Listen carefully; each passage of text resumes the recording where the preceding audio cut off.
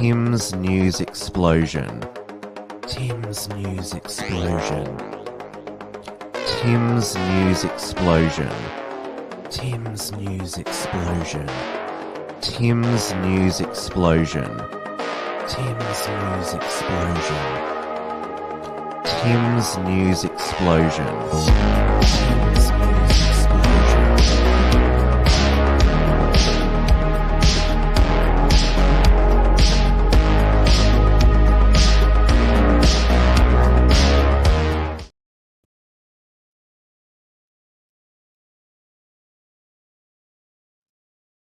Hello, everyone, and welcome to Tim's News Explosion for another week on this Monday, the 5th of February, 2024.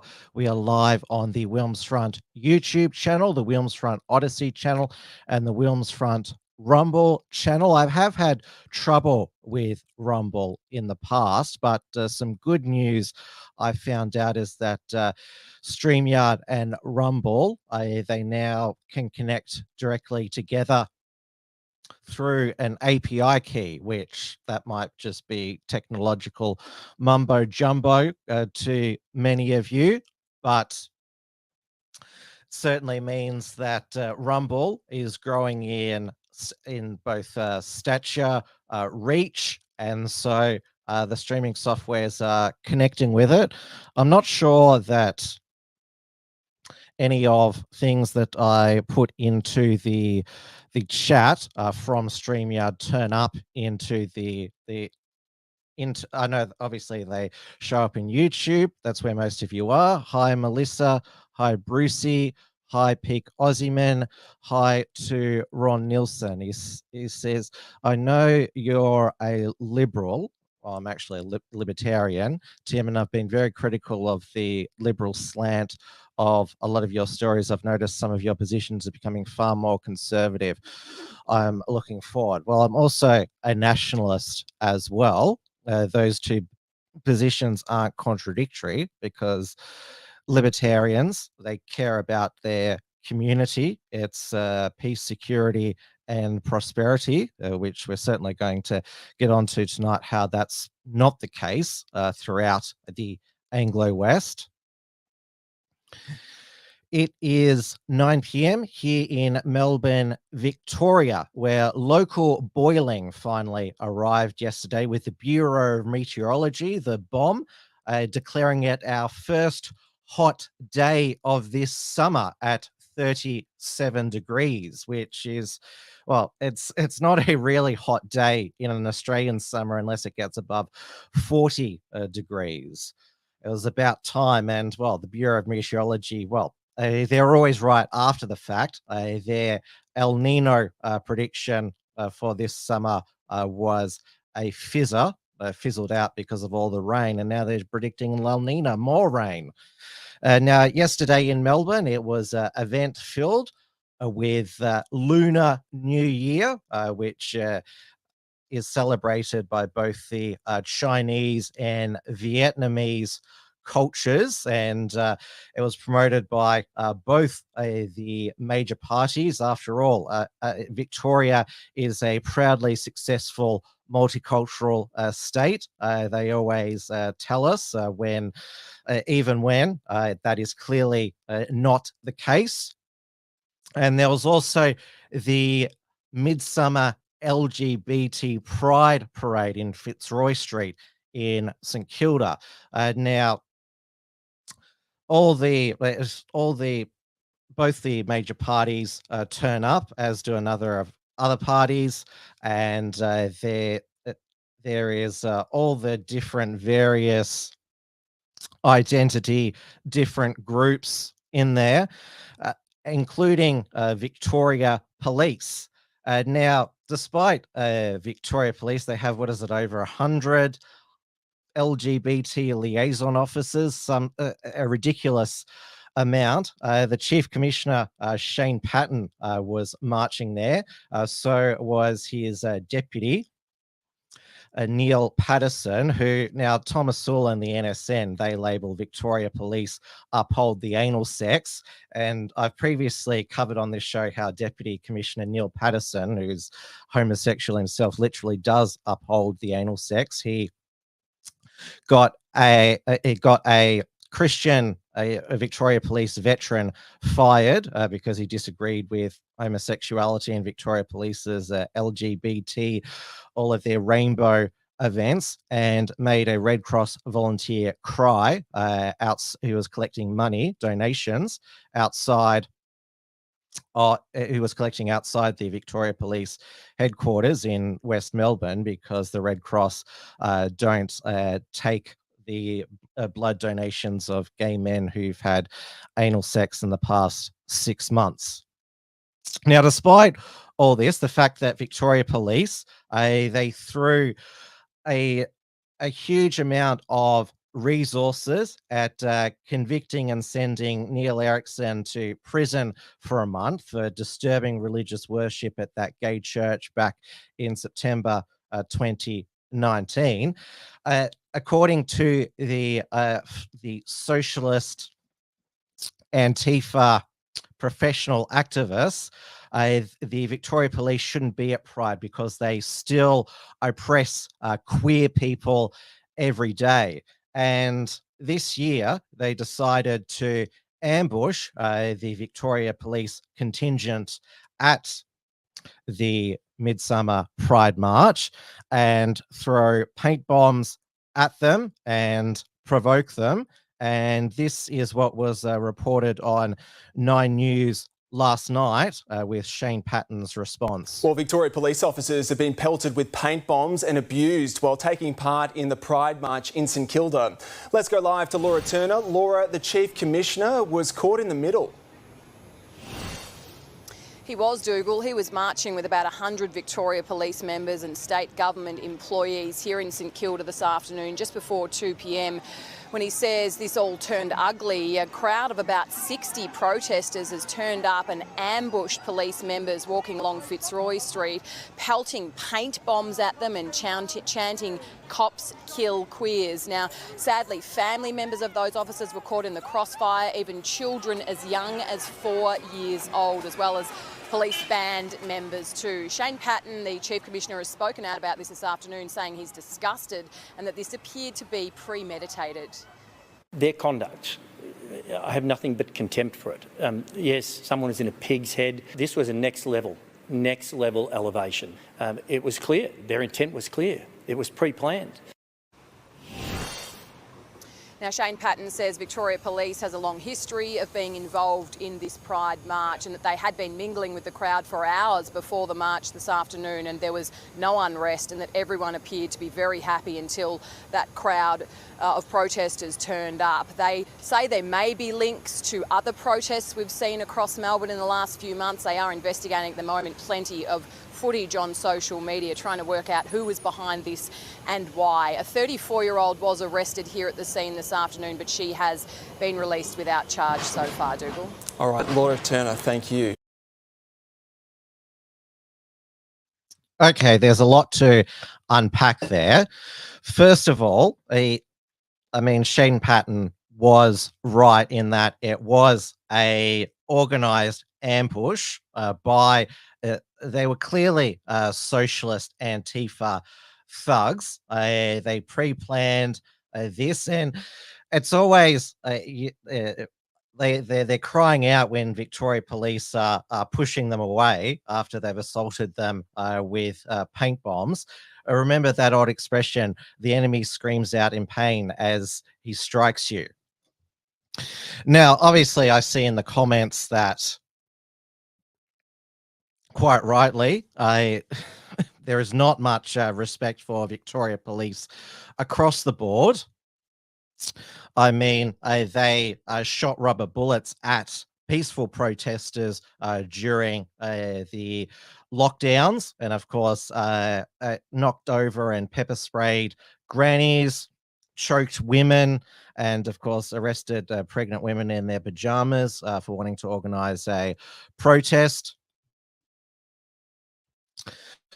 So Victoria Police not very popular, but the nerve of these people to I prefaced playing that news report that Victoria Police they go out of their way to prosecute people they deem have offended the LGBT community. But obviously, the socialist Antifa left. They want to be oppressed forever, and they use the term queer, which is queer is not an identity, sexuality. The term queer is used by straight people who want to feel special, as Ricky Gervais pointed out in his recent Netflix show. And it's also used by cultural Marxists and groomers. And older homosexuals don't like the word queer because it's a slur. And these were clearly the socialist Antifa. They were openly posting on Twitter X that the police they have assaulted us when we're protesting for climate action, refugees, for Palestine, whatever the cause is. So these are professional activists who, despite Victoria Police hardly ever charging any of them, and this is probably why they thought that they could come there and assault police and get away with it, because Victoria Police, well, these were the same types of people who vandalized the Captain Cook monuments before Australia Day, and Victoria Police failed to turn up in time. There's no investigation for that. And so, of course, if they keep getting away with this terrorism, violence, then of course they're going to escalate. And they seem to, again, appear to be getting their way, because the Midsummer organisers claim that both sides escalated, so blaming Victoria Police. And according to Kirsty Mitchell, the ex-Victoria Police officer who quit because of the COVID mandate, she said that Victoria Police is considering yielding to these socialist Antifa thugs' demands and not go to LGBT pride events. Now, I think we can all agree here that LGBT pride events, they're disgusting degeneracy and should be banned from public and be in, say, a stadium for over 18s, which again, like, this is the whole thing. Like, Victoria Police, they shouldn't be there in the first place marching, because they should be, well, arresting people for indecent exposure. But at the same time, they shouldn't let constantly Antifa socialist thugs get away with their violent conduct. And also, why were Victoria Police officers there with their young children? They apparently 4-year-olds were caught up in the scuffle. Why are children, well, Victoria Police, they should be arresting themselves for exposing children to this disgusting degeneracy? As I said, there's a lot to unpack here, and as I'm explaining, I have a lot of contradictory points to make. But the point that I'm making is that Victoria Police, by allowing for years these socialist Antifa thugs, terrorists, to get away with their crimes, I mean, they haven't caught anyone who any perpetrators who firebombed Tim Lutz's car outside his home just before Christmas. They never found the Antifa attackers of Andrew Bolt. But I can guarantee that if Thomas Sewell and the National Socialist Network, if they had pelted Victoria Police with paint bombs, they would all be in solitary confinement right now. But they've only made one arrest. Now, the Victorian state government has condemned the actions of the protesters and the thugs, I should say, and backed Victoria Police, as you'd expect them to do. But we just Victoria Police, they I mean, they if you don't, I mean, it's a lesson as old as time. If you don't punish lawbreakers and violent thugs, then of course they're going to keep escalating, whether they're Antifa, whether they're home invaders, carjackers.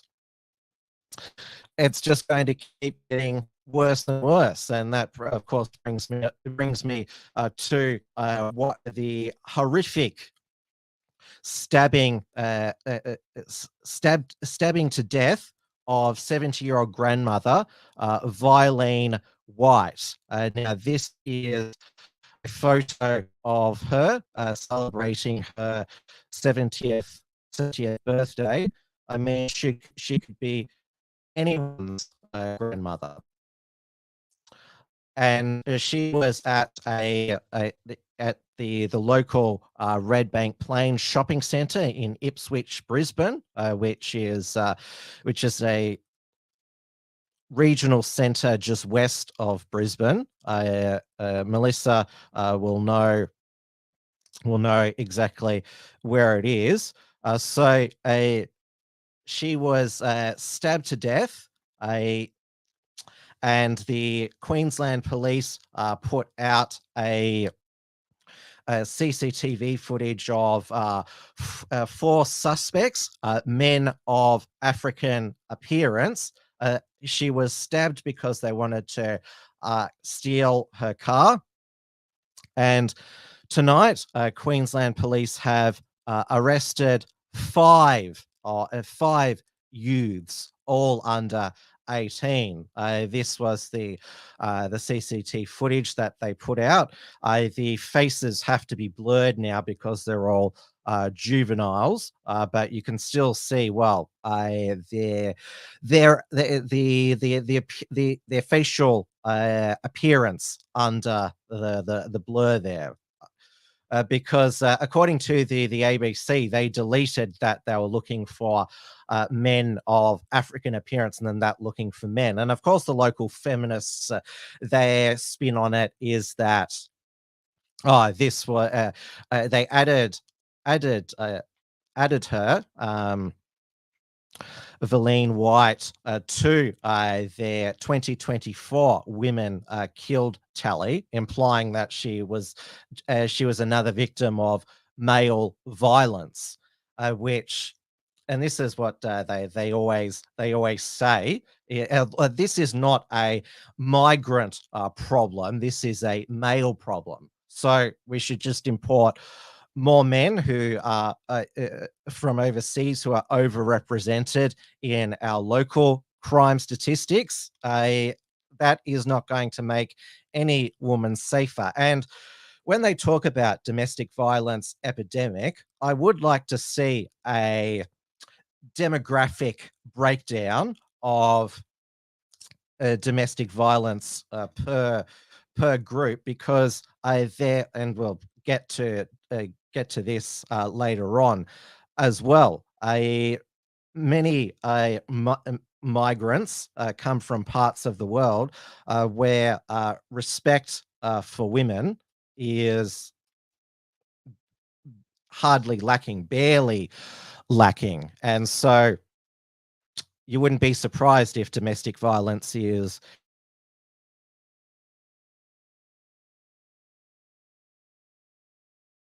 the Dusty Bogan.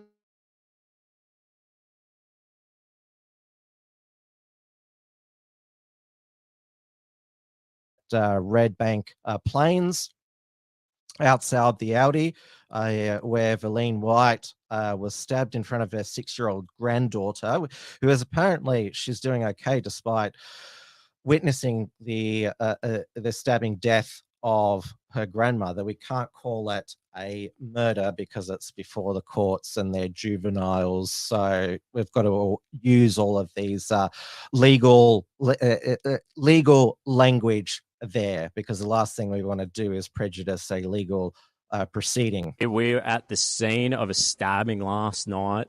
Yesterday afternoon, 6 o'clock, a lady was stabbed here, Red Bank, and allegedly the guy is of African descent. She was a 70-year-old woman with a 6-year-old granddaughter. You are friends and you know the victim.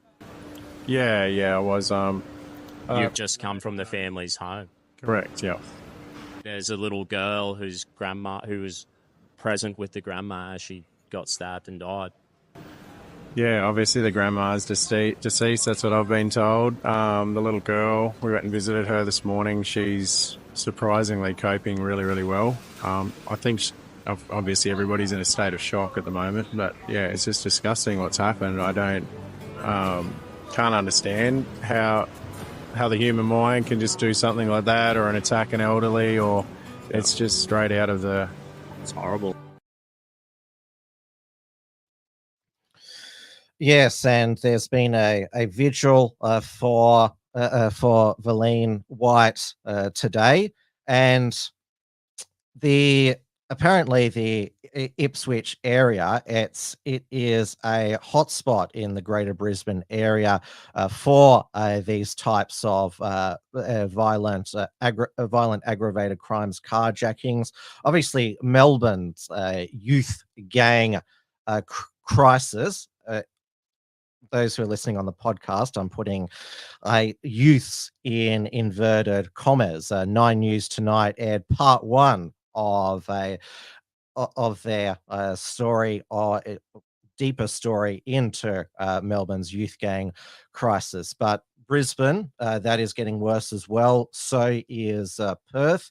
Obviously, Sydney, they've got the cocaine, organised crime, people shooting each other, which last weekend they probably could have got away with shooting each other without New South Wales police turning up for hours, because most of the New South Wales police forces last weekend were following and harassing Thomas Sewell and the National Socialist Network. Now, I'm not sure if you caught the Joel, Tom and Blair show on Rumble last Thursday. No, it's the first show that they'd had for 2 weeks.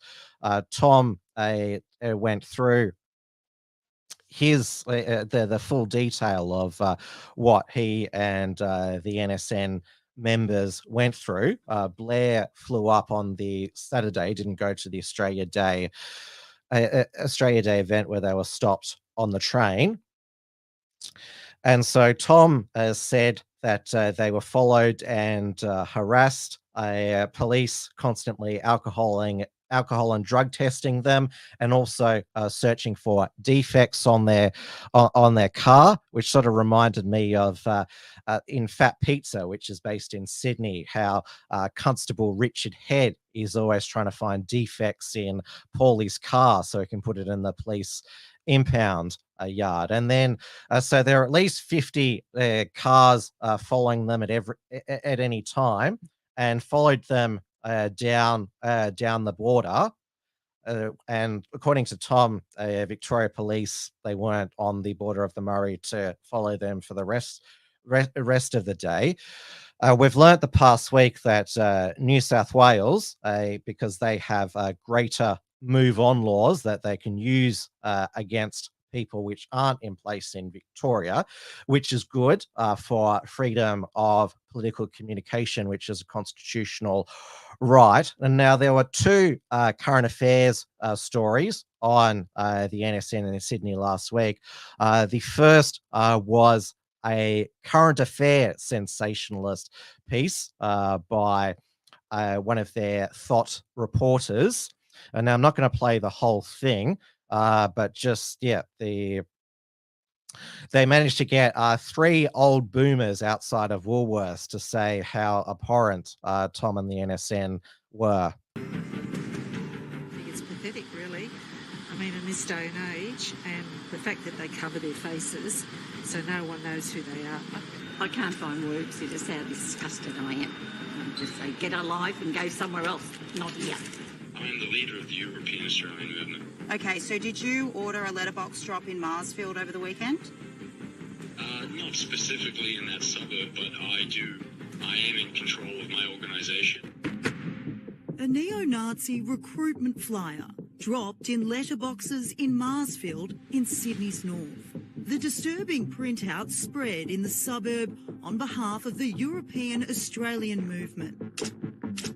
Leader neo-Nazi Thomas Sewell unapologetic. I think the community's made it pretty clear that they don't want this hateful messaging. No, it's not the community. The flyers distributed in an area which is proudly multicultural.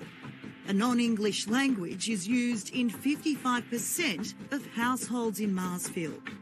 Locals like Helen and Terry say it's a disgrace. What are you going to do with it? Oh, just throw it in the recycling. I'll do the responsible thing. Yeah, I wouldn't even read it. We haven't committed any crime. And if this goes to court, which it won't because we didn't commit any crime, when it does go to court, I will be speaking to the court, not to the police. In New South Wales, hate speech is an offence, and so is displaying Nazi symbols. It makes Tricia's blood boil. I tell them to get lost and go to another country if they don't like what we've got here. Don't dare go on like that in Australia. We will remove you and the corrupt politicians from power, I assure you, in this lifetime. Well, good luck with that. Thanks, bye. And now Brucey says, lol, they couldn't find any sympathetic young white people. Yes, Hannah Sinclair, she just went straight to the old boomers. Now, I think she picked them because she probably thought that they're the demographic who's most likely to have sympathy with white nationalists and racists. And now, I use the term racist for Thomas Sewell and the National Socialist Network is because they describe themselves as racist. They're proud of being racist. That's what Thomas Sewell has said. That's what Joel Davis has said. So that is an accurate description of them. But it would be interesting if they did interview some young people, what their thoughts would be. But this is the tactic. I remember 7 News in Adelaide. They interviewed some offended boomers when the local NSN did some letterboxing, and they blurred the leaflet out. So it's a racist flyer, but you can't read it for yourself to decide whether it is racist or not. And now that was on the last Monday night. On the Tuesday night, ABC 7:30 did a segment, but that was actually very good because it was critical of Chris Minns's vow to pass legislation to unmask and dox NSN members. So they interviewed a person from the New South Wales Civil Liberties Council and from the Law Council to talk about how this passing this type of law in a moral panic sends alarm bells and erodes civil liberties for all of us. Police in Victoria have generally stayed at arm's length. New South Wales Police took a different approach. Infringement notices en masse, which required the neo-Nazis to reveal who they were. New South Wales Premier Chris Minns has talked of going further and revealing their identities publicly. The police have the ability to unmask you, so in front of your family, your friends, your employers, your co-workers, you'll be exposed as a massive racist. That's set off alarm bells.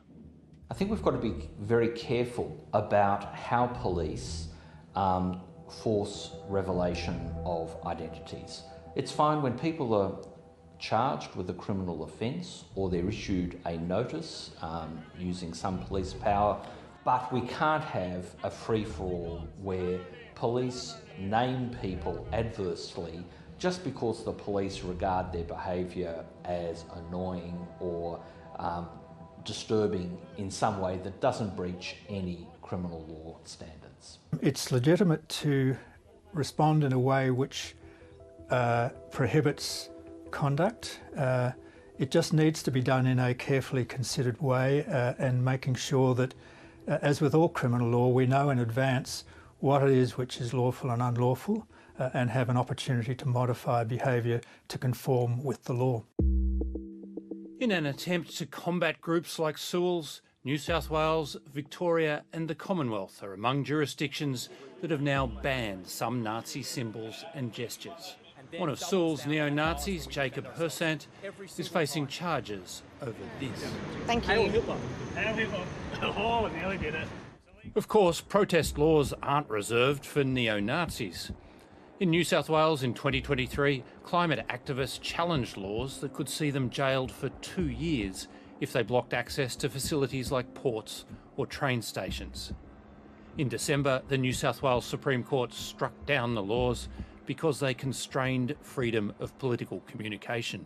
We don't want to be making these decisions on the basis of political fashion. We need to have a basic line drawn as to what is lawful and as what is dealt with in accordance with the rule of law, rather than opportunities for bashing those who might be unpopular at the time. Just because people behave in an abhorrent way doesn't mean they lose all of their rights. They may lose their freedom if convicted of an offence and imprisoned.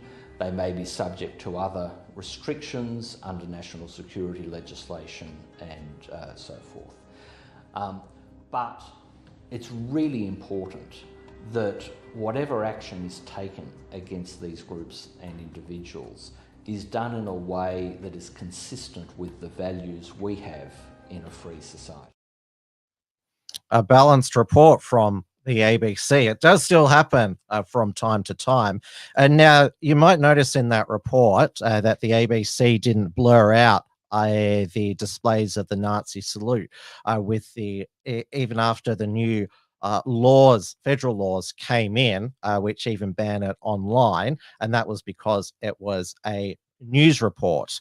And so that is one of the exemptions there. And they even didn't blur out Jacob Hersant's.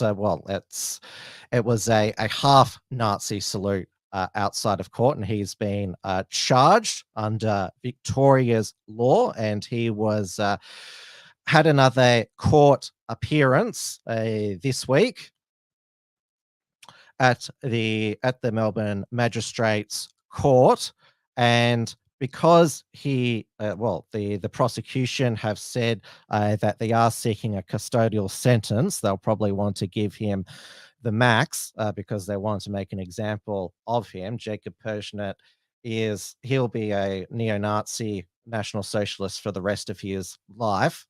So he's already had the convictions in court for stickering a National Socialist material. So he is a legal aid lawyer because legal aid is available to people who are facing prison.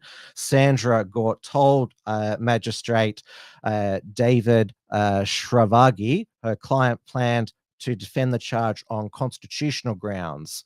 There's another issue that's been raised in regards to a constitutional argument. With respect to that, the issue is that there is notice that needs to be given with regards to notifying the Attorney General's office with regard to particular argument, and that's obviously going to take some time to do. Under Australian law, the Commonwealth Attorney General has the right to intervene on behalf of the government in cases raising constitutional issues. Ms. Gaunt said Attorney Generals across the country would need to be notified before the matter returned to court. The planned action could see the case drag out for months or even years should the argument land in the High Court. Hersant appeared in court via video link despite Mr. Stavagi's complaint that he ought to appear in person. Last month, Hersnet made defiant when he was made to front court over the salute. I just think it's absurd that we are supposed to live in a democracy, yet the government is trying to jail me for moving arm in a particular way, in a particular gesture. I didn't think there was a chance of imprisonment, but the prosecutor made it clear that there's a chance of imprisonment. Sheriff Munro will get legal aid now. Chairman of the Anti-Defamation Commission, Dr. Devere Abramovich, slammed Hersnet's latest court move. Mr. Abramovich spent 7 years spearheading the national campaign to outlaw the public displays of the Nazi swastika salute and the trafficking of Nazi items. The Daily Mail uses the loaded term trafficking, like, you know, it's the same as child human trafficking, which it's not. I mean, trafficking, like, if you send an iPhone to somebody, you're trafficking iPhones. So he said, I have full faith that the laws that I advocated for in a 7-year campaign, which have resulted in Mr. Hersnet being charged, will stand any legal test. A democracy is not just about the rights that we have, it's also about what we are willing to tolerate. Our nation cannot allow white supremacists to weaponize the Nazi salute to terrorize the community. I'm sure the diggers who sacrificed their lives to defeat the Third Reich would be proud of these bans. Well, then how come they didn't pass the bans after they came back from fighting the Nazis, as well as the victims and Holocaust survivors? This battle between good and evil, and one that we're determined to win, never again is now. And the rest of it talks about Victoria Police's zero tolerance approach to Nazi salutes or displaying Nazi symbols. So under the law, the maximum is 12 months in jail or $23,000 fine, or both. And it quotes here Deputy Commissioner Neil Patterson issuing that zero tolerance warning. Now, in that ABC 730 report, it is mentioned that the New South Wales laws that carry, if you blocked traffic in a protest, it carried a 2-year imprisonment sentence, was struck down by the New South Wales Supreme Court as infringing upon the Australian Constitution implied right to political communication. Now, there is a precedent with the High Court that a government cannot ban a political ideology. That the Menzies government couldn't ban the Communist Party in 1950. They tried to have a referendum. It failed. So they can't ban National Socialism, which is why they have gone with banning the gestures and symbols. Although they are, the gestures and symbols, they are part of a political ideology, which you cannot constitutionally ban. So curtailing gestures and symbols of a political ideology which can't be banned, there is a constitutional question there. And Pete Osman says, yeah, I'm sure the Anzacs were fighting for multiculturalism, brah. Well, they were fighting when Australia still had the White Australia policy, and also when, well, certainly there were no gay pride parades in public. In fact, homosexuality was illegal back then. Now, going on to the federal police now. This was broken by The Guardian on the weekend, how the Australian Federal Police, they fed and entrapped an autistic 13-year-old boy's fixation with Islamic State. And they did this even after his parents had engaged with authorities. He's given the pseudonym Thomas Carrick. He spent 3 months in custody before he was granted bail in October 2022 after an early bail was revoked because he failed to comply with conditions. So Thomas, an NDIS recipient with an IQ of 71, was first reported to police by Victoria's DHS and by his parents because of his fixation with Islamic State, including him accessing extremist material online and making threats to other students. So his parents asked for help in April 2021, and then he was investigated and charged with 2 terror offences by the Joint Counter-Terrorism Team, which comprises AFP and Victoria Police and ASIO members. But the court granted a permanent stay on the charges last year, but only recently the decision has been published. So the magistrate, Leslie Fleming, said the community will not expect law enforcement officers to encourage a 13, 14-year-old child towards racial hatred, distrust of police, and violent extremism.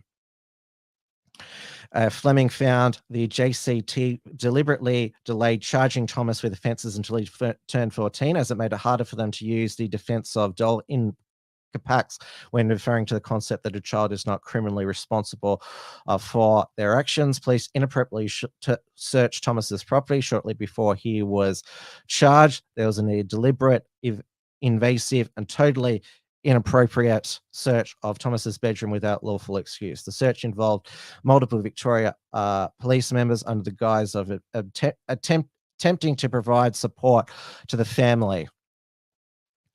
And so the way the operation unfolded is, so there was two officers who chatted to the 13-year-old online. So a case manager was told by a psychologist who was working with him that Thomas' verbalizations need to be considered in the context of his ASD, autism spectrum disorder, and possible cognitive impairment. A police officer who performed a report based on information downloaded from Thomas' phone found that he appeared fascinated with China and symbols of the Chinese Communist Party, and there were no religious imageries, verses from the Quran present. They arranged for an imam to meet with Thomas regularly to discuss Islam and any questions he may have. An online covert operative was tasked with communicating with Thomas using 2 persona, a 24-year-old Muslim man from New South Wales and a more extreme person located overseas. The purpose of the operation was to find Thomas online, engage him, chat to ascertain his intent, if any. The operative told the court the strategy was to gather intelligence and information that could be used to charge Thomas with terrorism offences. On the first occasion, Thomas spoke with the operative online to ask, "Are you a spy? Do you work with ASIO?" To which the operative, in the role of first person, responded, "I hate those Kilab dog." The operative then wrote, "Should I ask the same of you, Akai?" To which Thomas said, "I am 13 years old." So then the operative chatted with Thomas on 55 of the next 71 days.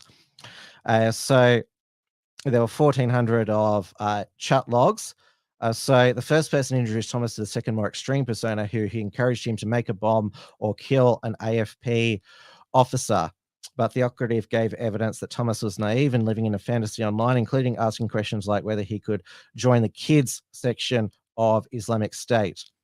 On August 2021, a photo sent a photo to the operative which showed him wearing your school uniform and a hoodie and a face mask, holding a knife with ISIS written on its marker. His house was searched within days and he was charged less than 2 months later. So you can guarantee that, well, be pretty certain that the feds, they are probably doing this with other, ideologically fixated extremist people. And there are a lot of autistic people, or what's the politically correct term, people on the spectrum who do join political movements, not all of them on the fringes. That's because they do have, they do develop a particular fixation. I mean, one of our former deputy prime ministers, Tim Fischer, in the 90s, he was autistic and had a fixation on fast trains, which of course have never materialized in Australia. So obviously, when ASIO, the AFP, the Joint Counter-Terrorism say we've charged this young person with terror-related offences. Look how good we are. We prevented this. This is what most likely they're doing online. That basically entrapping them. I mean, the more arrests they make, the more they feel their quota, and then they can say, oh, there's so many of these people. We spend so much of our time on these extremists. Give us more money, government. And I remember, thankfully, she didn't become Home Affairs Minister in the Albanese government. Christina Keneally didn't win the seat of Fowler, but she was basically wanting to feed ASIO and the AFP's wish lists about wanting to go after extremists. And Dawn Browning says, making a job for themselves.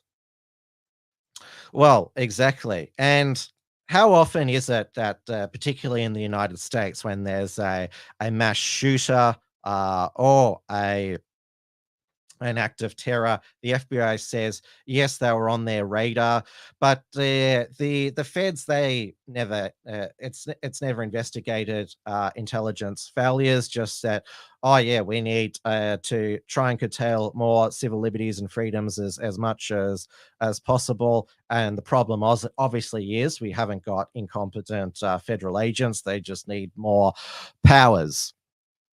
And so this was picked up, this story, by a lot of the left-wing accounts because they're not all deranged and just think that the feds are only going after their political enemies. I mean, there are just some on the left who've just totally lost all of their principles and are just happy for the feds and the police to just charge their political enemies under new laws and cheer it all on. This again was the irony of the socialist thugs attacking the Victoria police officers, that claiming they oppress queer people every day. They were more than happy for Victoria police to assault peaceful members of the public during lockdown. They couldn't get enough of that. But you're still oppressing us. I mean, this is most of them have just lost their principles, and they've just become deranged about their enemies. Never mind if they're real or perceived.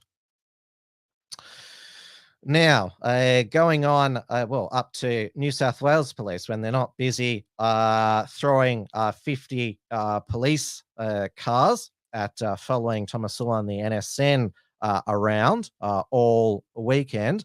They're hiring an acoustic expert to determine at that October 9 protest at the Opera House, Stand with Palestine, when the Opera House was lit up in the Israeli flag colours. The New South Wales Police, their acoustic expert, they only had one, they probably should have got an opinion, was that the protesters there were not saying gas the Jews, they were saying where's the Jews. Now, I'll play the footage again and tell me what you hear.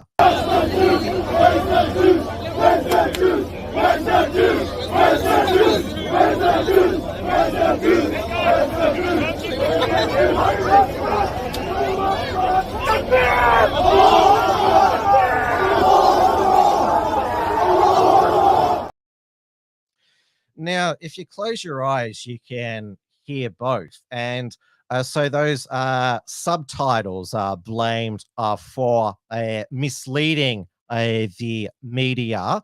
And so Cam Wilson, that annoying Antifa supporting reporter over at Crikey, assisted by Antoinette Lattouf, that fired ABC pro-Palestine journalist, who's now suing the ABC for unfair dismissal. They published this just before Christmas. And so there were 5 stat decks by Jewish people who were there who said that they heard gas the Jews.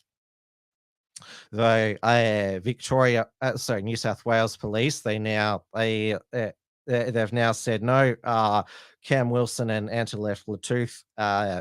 I mean, you could accuse me of being a bit deranged here. Have vindicated their reporting, which makes me want to vomit because Cam Wilson, he doxed one of our Unshackled reporters last year, Lucas Roses. Absolutely disgusting.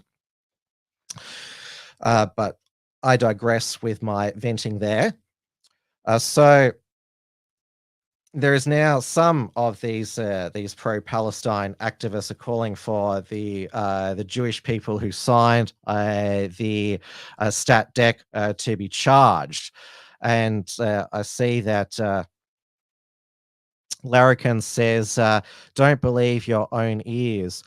Do my ears deceive me?" There was a Johannes Leak cartoon in the Australian. Have I got it here? I hope I've got it. Oh, yeah, I do have it here. So it has New South Wales Police here. Shine my shoes. Watch the news. I've got it. Pass the juice.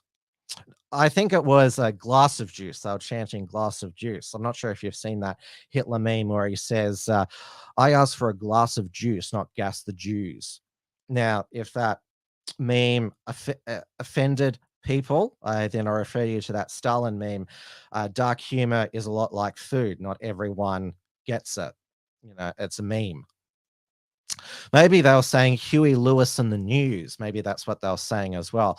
I remember that way back 10 years ago during the Abbott government, Christopher Pyne, he said when they were jeering each other in question time, I can't remember which minister to Labor shadow minister, "You're such a grub." But the audio sounded like he said, "You're such a cunt." Though he said grub, like everyone in the chamber heard that he said grub. And Christopher Pyne said, if I did say that you're such a cunt, there would have been a much more outraged reaction. Bronwyn Bishop, a speaker at the time, said the minister will refer to members by their proper titles. So your ears can deceive you, even though the other people hear it as something. It could come across as the video as something. Dawn Browning said, "I heard one every 2 minutes, 4x2s, jamming the blues." Yes, could be that as well. Now, back in Victoria, so the police made 2 arrests over the Burgatory arson attack. So you will remember that Burgatory, it was 2 masked people threw a firebomb in there. So it's owned Burgatory in Caulfield by Hashim Hashtaya, who's a pro-Palestine activist. At the time, he alleged he'd been the target of a hate crime because he'd spoken about the war in Gaza, and Caulfield is the center of Jewish Melbourne. And you remember that night, the pro-Palestine Antifa showed up, and the local Jews there showed up to confront them, and they were yelling things at each other all night. So the Victoria Police have arrested a 27-year-old man in Carnegie and a 25-year-old man in Dallas, which is near Broadmeadows. The 25-year-old has been taken to hospital for treatment of injuries unrelated to his arrest. So the 27-year-old, who's from St Albans, was charged with arson, theft of motor vehicle, is bailed and will appear at the Melbourne Magistrates Court on Friday. The 25-year-old man, Preston, is accused of arson, robbery, theft of motor vehicle, and other offences. He was remanded and will appear at Melbourne Magistrates Court. Now, the face is blurred in that arrest, but you can see the very dark arms there. So a lot of people were pointing out, obviously, it wasn't Jews. I saw though that Thomas Sewell said, maybe the Jews paid these people, because of course Thomas Sowell, he also believes that the Jews are behind lots of things. What was another NSN poster exposed Jewish power? Maybe he's a black Hebrew Israelite because there's a few of them around there. But yes, Victoria Police said at the time that they didn't suspect it was a hate crime, and that hasn't been the case, or a politically motivated crime there. Now, moving on to, well, you think things, we're becoming unsafe here in Australia. The mother country, Britain, things are just getting more and more horrific there. And the most recent horrific act of barbarism, maiming, that certainly we have seen since probably a couple of months ago, sadly, was the acid attack against a woman and her 2 children in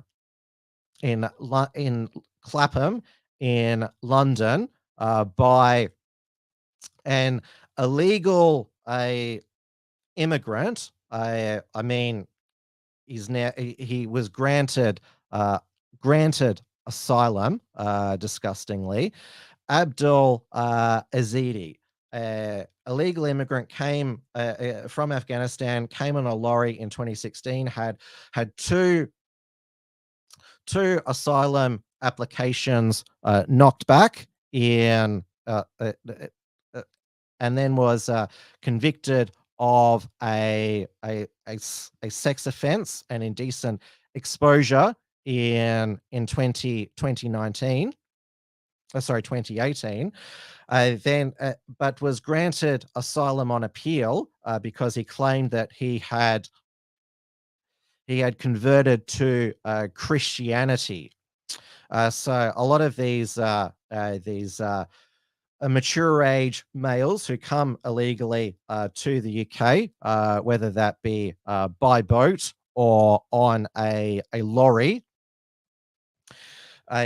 and because the UK Conservative government, they are too cowardly to leave the Council for Europe, the European Court of Human Rights, these sex offenders, terrorists, rapists, criminals are allowed to stay. And the Conservative government, they've just proven themselves time and time again, completely failed the people, keeping the people of Britain safe and protecting the borders. I mean, the grooming gangs, the young British girls who were sexually assaulted by these migrants, a lot of them illegal. I mean, I've seen footage of illegals and migrants masturbating in people's front yards. Absolutely disgusting there, because Twitter X allows explicit material. When you see it, pops up on your feed, like you see just how disgusting it is. And probably who did a better summary of this disgusting, illegal, abhorrent, evil man, Abdul Shakur Izidi, is this British YouTuber. In 2016, Abdul Shakur Izedi, an Afghan in his late 20s, arrived in Britain illegally on the back of a lorry. He soon applied for asylum, but his case was rejected. Was he deported? Of course not. But within 2 years, Abdul had committed a sexual assault and had exposed himself. He pled guilty and was sentenced to 45 weeks in prison. Did he serve any of this time in prison? Almost certainly not. He was given a suspended sentence, and Abdul was yet again allowed to roam Britain freely. He applied for asylum a second time, this time claiming he had converted to Christianity. He got a church witness to testify to this conversion, but his second application was initially rejected. But in 2020, Abdul appealed, and despite only 2 years earlier being convicted of a sexual assault, the British state granted Abdul asylum. They granted him the right to live in this country for the rest of his life. He was then fed and housed by a charity called Action Foundation. Now, Action Foundation received almost £200,000 of your money last year. Your taxes were spent on supporting a convicted foreign sex offender. This week, Abdul has allegedly attacked a mother and 2 children with acid. He further injured 5 police officers and 4 members of the public. He is still in this country and he is on the run. Will the politicians who let Abdul into this country resign? Of course not. Will the bureaucrats who gave a convicted foreign sex offender asylum be sacked? Almost certainly not.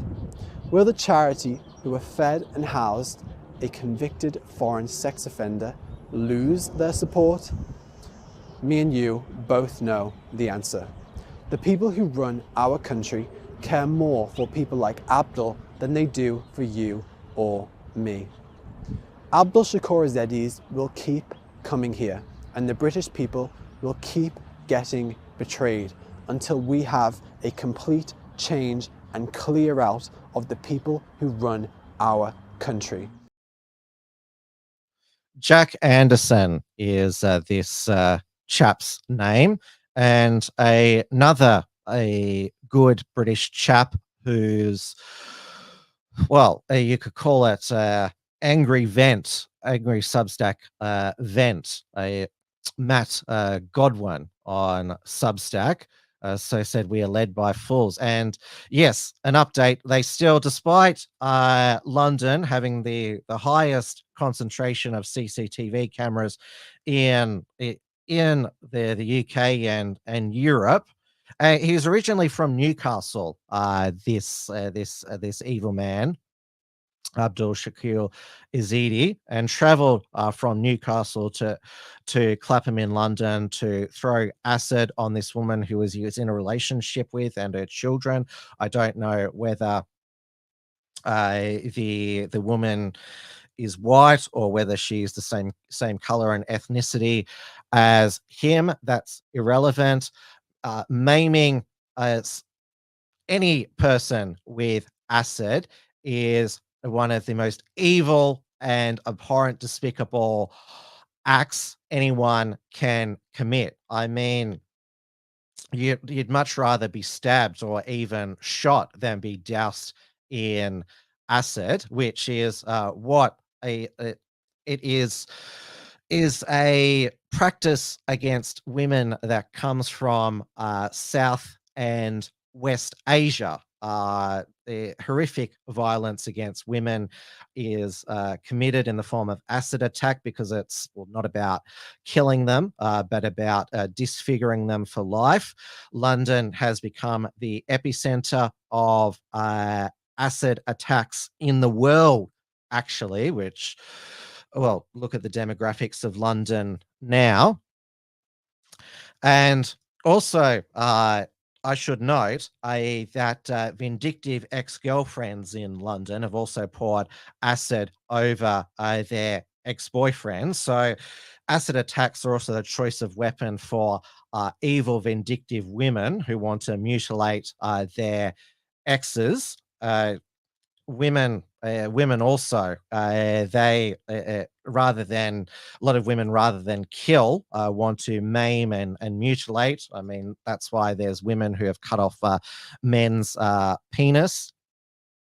So tragically, both genders have been subject to acid attacks. And how is it, like, is there like some acid, like heaps of acid shops in London? Will anyone can anyone fill me in how just acid seems to be widely available and is commonly dispatched for mutilations and assaults in London, like, as you know, I'm a libertarian, but I can't help but think there needs to be some sort of regulation on ingredients that can be used to create acid. I really hate how the media has called this a corrosive substance, really downplays what acid does to people. So going back to Matt Goodwin, so asks the questions that we've all asked whenever an illegal or migrant commits a heinous act. And again, the UK government, remember, the last 14 years, the UK has been ruled by the Conservative Party. They have continued the UK's membership of the European Convention on Human Rights, which means that they cannot deport these foreign criminals.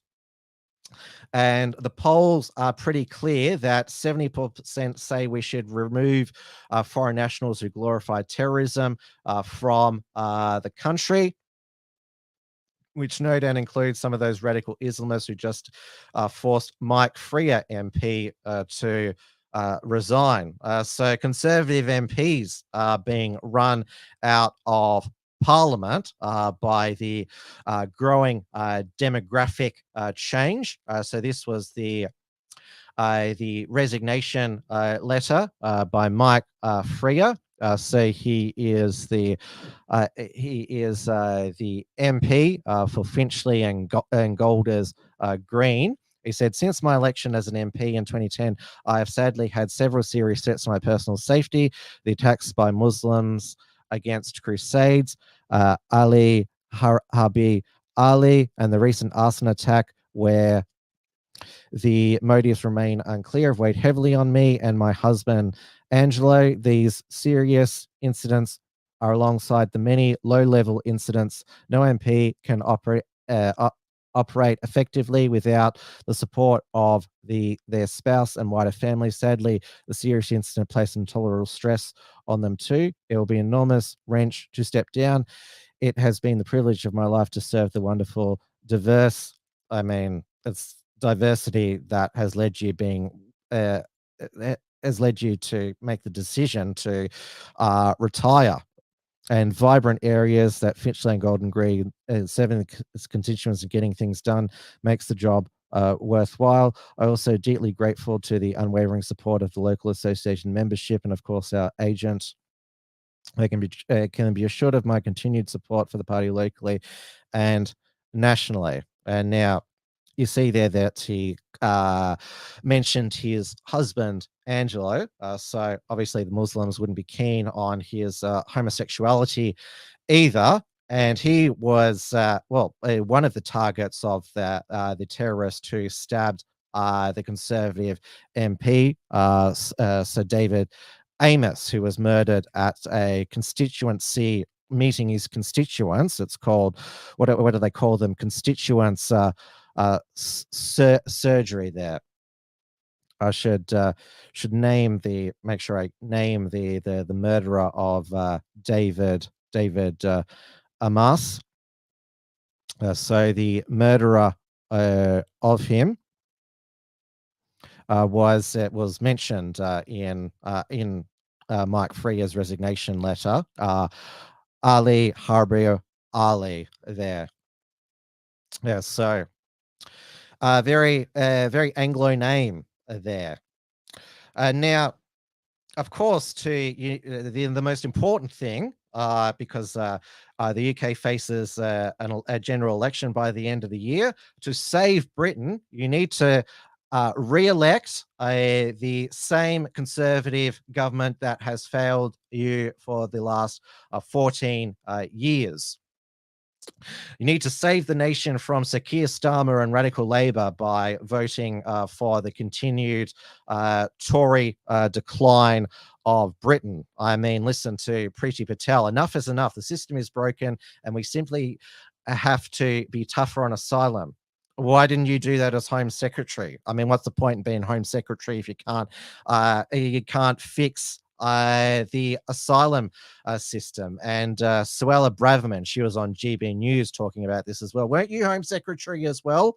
I mean, seriously, what is the point in being government in government if you just throw your hands up and you can't do anything? I mean, this is why when Rishi Sunak says we're cutting down on immigration, that we're going to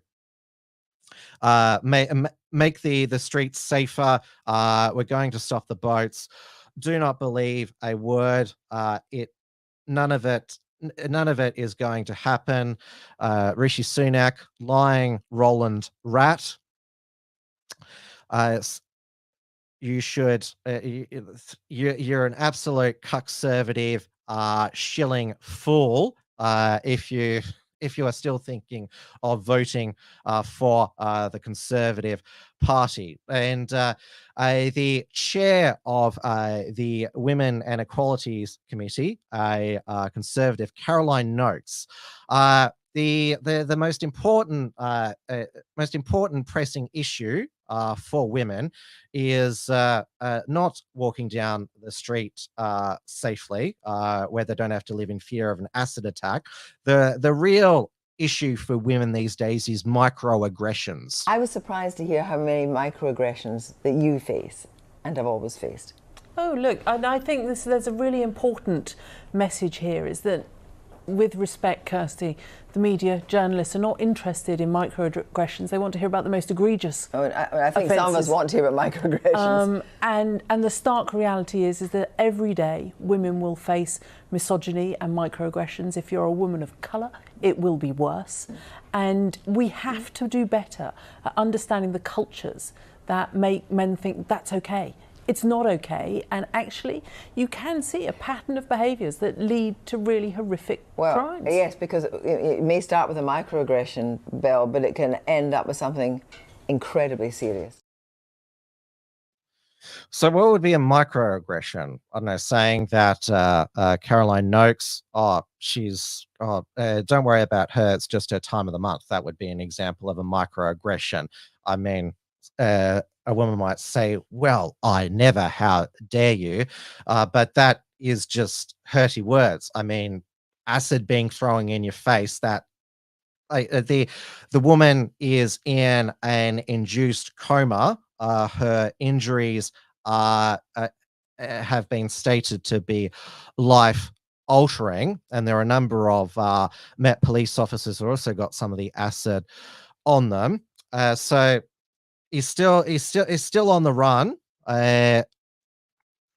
Abdul Azidi, but John Saville of the Metropolitan Police made this appeal for him to do the right thing and hand himself in.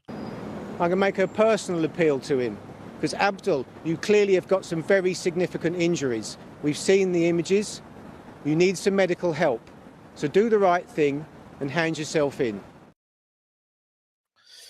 I mean, we can only hope that his own face has continued to melt and he's died a painful death. But yeah, Met Police, they just, I mean, you have to credit our, the Queensland Police. I mean, they arrested those 5 teenagers pretty quickly. It wasn't a days and days on end manhunt.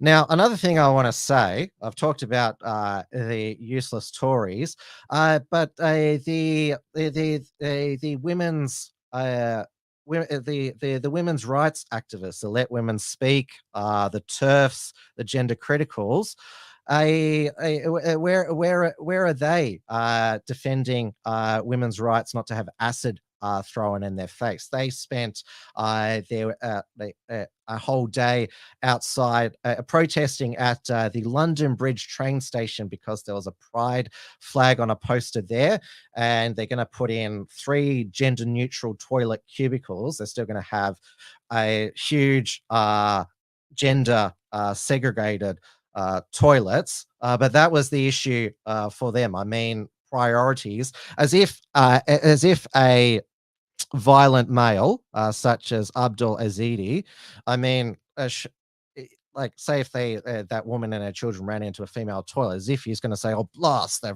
run into a female toilet, my plan to mutilate them has been foiled. I mean, he's planning to mutilate them, which is a serious violent assault. But somebody like that is going to be deterred by a woman's side on a bathroom there. And Kelly J. Keane, obviously she's the leader of the Let Women Speak movement. I think I noticed one tweet of hers on the matter. The rest was about that turf protest at London Bridge railway station. Their priorities.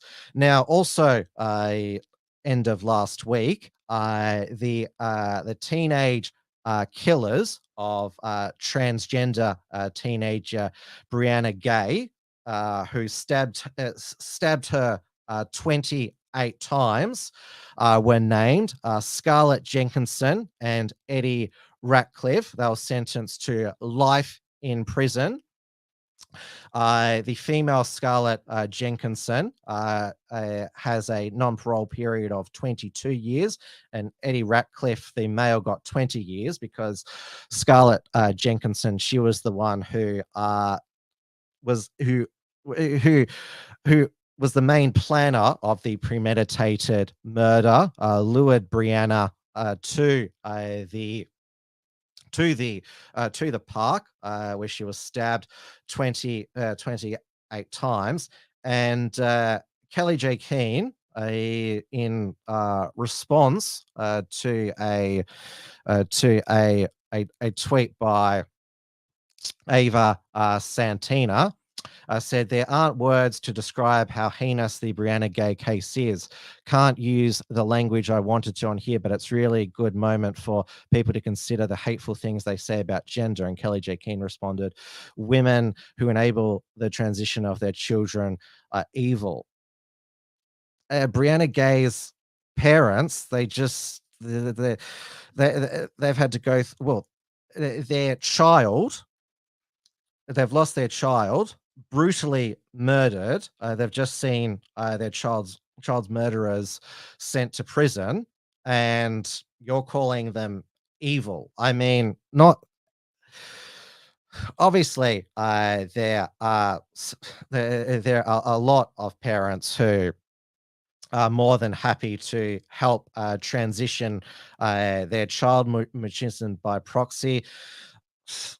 To sweep them all as evil, I mean, many of them think that they're doing the right thing, even though that's obviously what they are told by the medical establishment and all of the LGBT support groups. I mean, I'm finding that Kelly J. Keane and the TERFs, I mean, they're having a go at people who are calling, like I did, Brianna Gay a she, and are calling her by her born male name. And I thought this whole thing was not about policing speech. I mean, that was the whole, you shouldn't be compelled to use a pronoun, but the TERFs are compelling people to not use a preferred pronoun. So like, whatever you're like, it's legitimate discussion on transgenderism, definitely trans children, and the whole debate about women's sports and spaces. But seriously, a teenager was brutally stabbed, and thankfully, the two teenagers who murdered them now behind bars. You do think to yourself that the sentence was just because Brianna Gay was transgender, but sadly, the UK has a history of brutal child-on-child murders. Back to 30 years ago, James Bolger, that young boy who was brutally murdered by those two youths. That's a sick aspect of British culture, as is the killer NHS nurses, and now of course we have the acid attacks, the knife attacks as well in London and other cities. Up at Nottingham, there was a bunch of teenagers fighting with machetes at a police outside a train station, I should say. I mean, we have the Britain is a warning sign about where we are heading, and we need to correct course, learn from the mother country. Now, you may remember, like just going back to that Kelly J. Keane tweet reply, the name Ava Santina. You may remember her. She is the feminist that Lawrence Fox said on Dan Wootton Tonight on GB News he wouldn't shag. And so he was sacked. Dan Wootton still off the air in some investigation, and Calvert Robertson was sacked for standing in solidarity with Lawrence Fox, the leader of the Reclaim Party, one of the minor parties. Now, Lawrence Fox, he in a British court,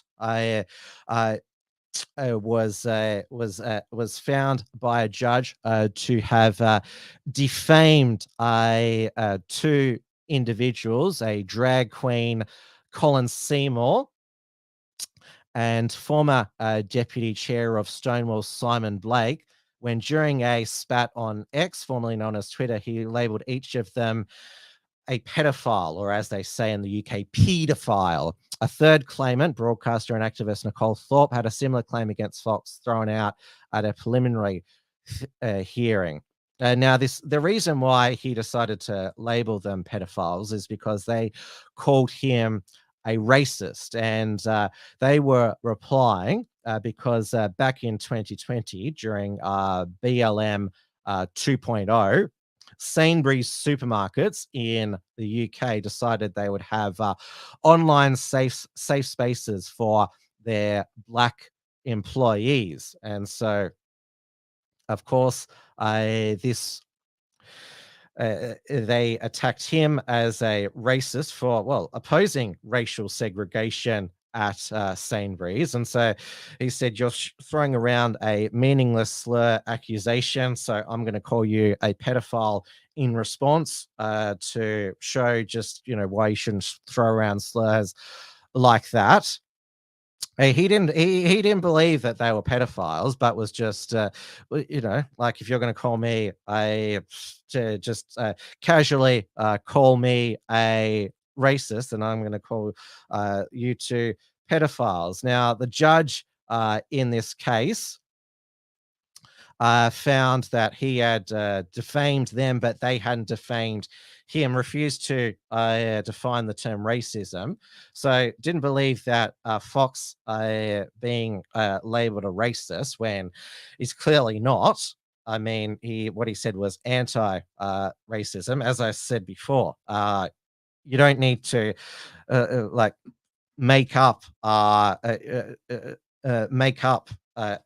that someone's a racist. I mean, Thomas and Joel Davis, calling them a racist, they'll say, yeah, we are racist. But Lawrence Fox is clearly not a racist. But calling him a racist was not found defamatory, but calling them pedophiles, even though he admitted that they're not, and it was a Twitter beef, he defamed them. Will probably have to pay thousands of pounds in damages for that. So even though in 2020 Lawrence Fox lost his acting career, he runs the Reclaim Party full time now. So certainly this, like, they're not, he's been cancelled, although he hasn't been completely cancelled like Katie Hopkins is. I mean, he was still allowed on Talk TV, Julie Hartley-Brewer's show, to explain his position. The Reclaim Party, they're not probably going to do well in the general election. The main threat on the right to the Conservatives is the Reform Party, the successor to the Brexit Party. Nigel Farage is the honorary president, though Richard Tice is the leader. Now, he should be going crisscrossing across the UK, trying to, because at the last poll, the Conservatives were at 20%, Reform was at 13%. So Reform could actually take over the Tories. I mean, there's the Conservatives who say, oh, Reform is going to dilute the Conservative vote. Yeah, that's the point. I mean, you Conservatives. So, Richard Tice, despite the fact that he has a realistic shot at having Reform replace the Conservatives reduced to a rump at the general election and having a whole realignment, Richard Tice decided to have a trip to Ukraine to stand with Ukraine and Vladimir Zelensky. Why the hell would you do that when you've got an election in less than a year? I mean, seriously. Now, already at the end of the show. Now, let's go over to the USA, where that nation is being overrun with illegal immigrants from the southern border. Remember that the Biden administration won the Supreme Court case that their border force officials can cut down the razor wire that the state of Texas put there. That hasn't happened because the Texas Border Patrol and National Guard are not letting them near. And in fact, the Texas Border Control are actually putting up a proper wall now. So these illegal immigrants, and they're not from Mexico, they're coming through Mexico, they're from all parts of the world. So the sanctuary cities, well, they're getting what they advertised. Illegal immigrants, New York, Chicago, LA, San Francisco, though it is in New York City where the Democrat establishment is turning against the illegals now occupying their city. New York Mayor Eric Adams is saying this is going to change our city forever. And now there have been 5 arrests of illegal immigrants who have already buggered off to California, who assaulted 2 New York Police Department officers and took his phone. And one of them, Johan Aboda, when he was filmed by the media, stuck up his fingers. Just into Fox News now, NYPD making 2 more arrests, illegal immigrants, and that attack on officers. Those suspects also allegedly stole an officer's cell phone. Well, that'll help them track you down. So a 5th illegal immigrant accused of attacking 2 New York City police officers over the weekend showed no remorse or... But I don't know why Fox News censors the finger. I mean, I think that the whole world should see the finger that the illegal immigrants gave the American people. I've got it here. I mean, the US is weird in that regard. I don't believe that this time there he is there giving the finger to the waiting press there. But as long as he votes for the Democrats, he'll probably stay.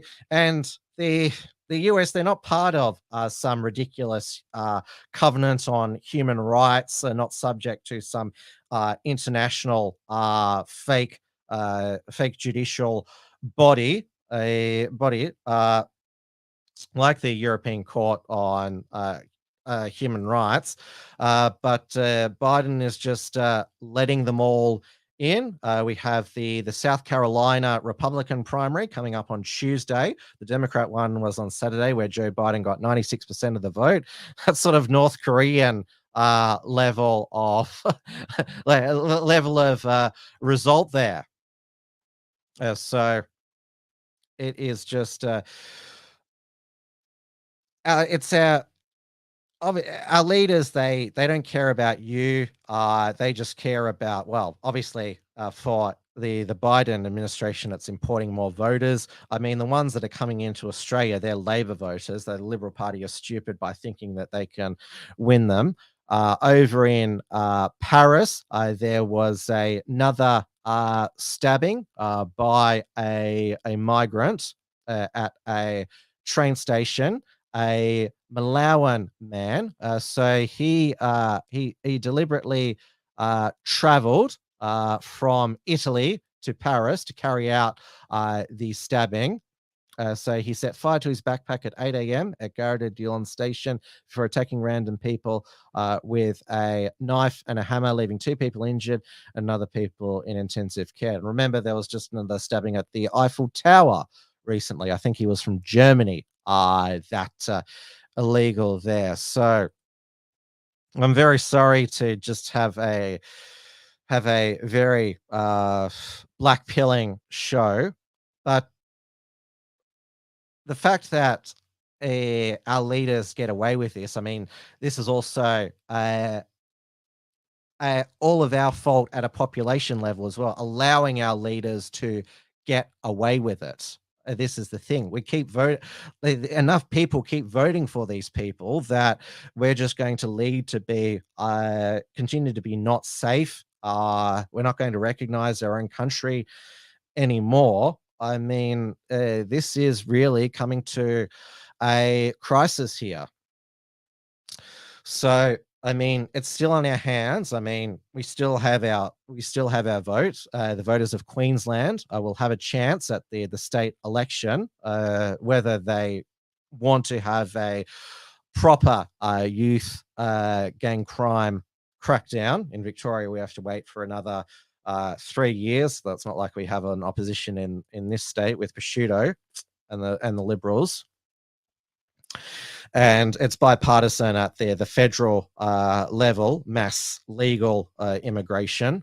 So, yes, very sad and upsetting show tonight.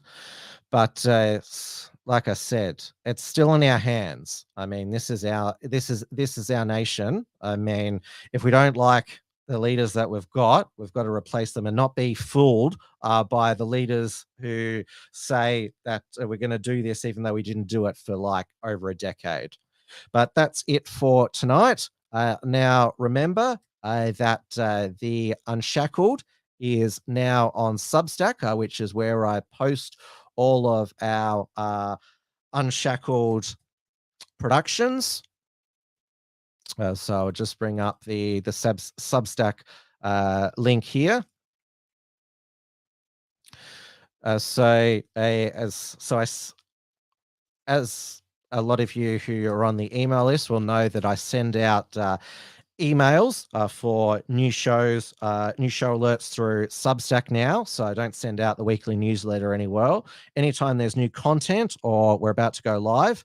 So make sure, if you haven't signed up, the unshackled.net/Substack. It's $5 per month, $50 per year for a Substack membership, $500 per year for a founding member. We still have on the Unshackled's website, the unshackled.net/membership. And I'll put that link into the live chat. There'll be another report from Tiger Mountain with Richard Wollstonecroft coming out later this week, so stay tuned for that.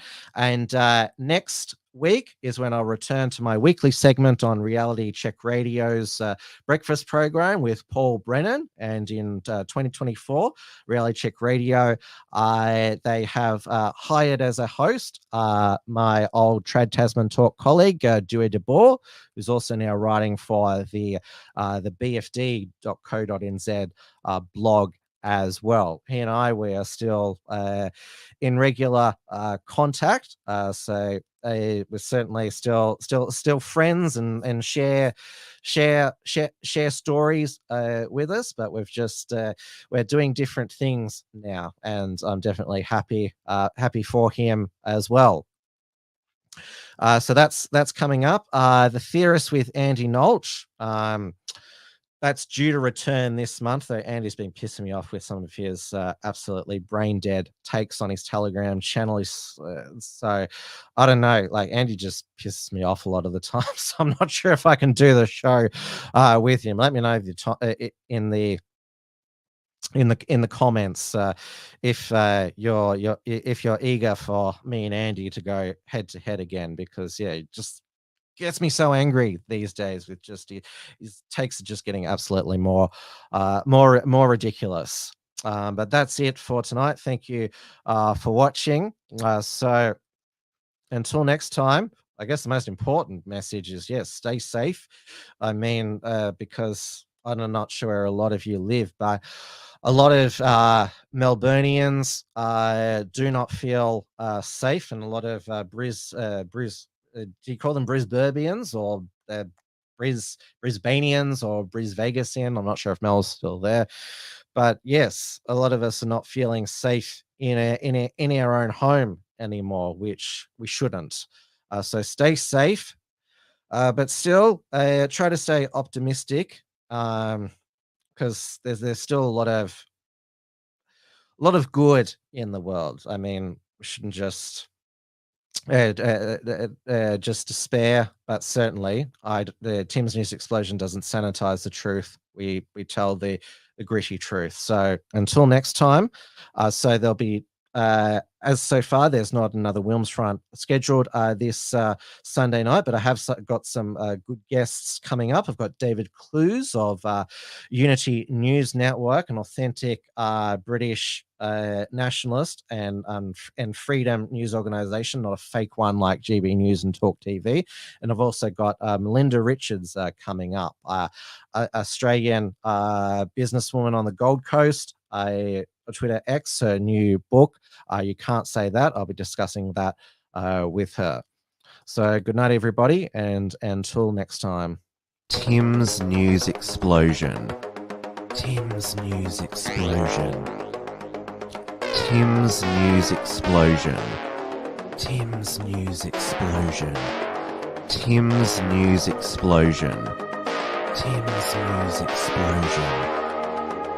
Tim's News Explosion. Tim's News Explosion.